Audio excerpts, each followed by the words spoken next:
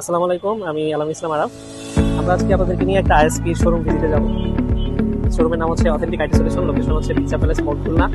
তো এই যে আমার পিছনে ব্যানার দেখতে পাচ্ছেন, এটা হচ্ছে পিকচার প্যালেস পড়েছে Ajmal plaza. Ajmal plaza hotel, পূর্ব যেখানে হোটেল ডিলাক্স ছিল সেই বিল্ডিং এর নিচে প্রোডাক্ট।